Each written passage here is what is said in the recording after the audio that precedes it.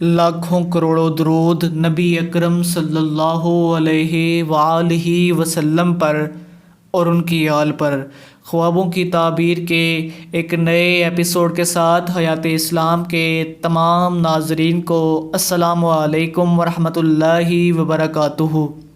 حضرت ابن سیرین رحمۃ اللہ علیہ نے فرمایا ہے کہ خواب میں آماس یعنی سوجن سویلنگ مال ہے، اور اگر دیکھے کہ اس کے جسم پر سویلنگ ظاہر ہوئی ہے یعنی سوجن ظاہر ہوئی ہے تو دلیل ہے کہ اسی قدر مال ملے گا، خاص کر اگر اس سوجن میں بہت پیپ بھی دیکھے۔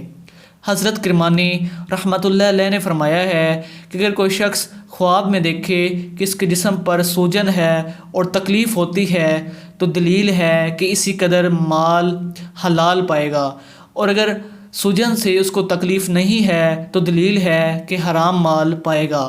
حضرت جعفر صادق رضی اللہ تعالیٰ عنہ نے فرمایا ہے کہ خواب میں جسم پر سوجن کا دکھنا 5 وجہ پر ہے: 1 مال زیادہ ہو، 2 عورت فائدہ مند، 3 لڑکا ہوگا، 4 مراد پوری ہوگی، اور 5واں غموں سے امن ہوگا۔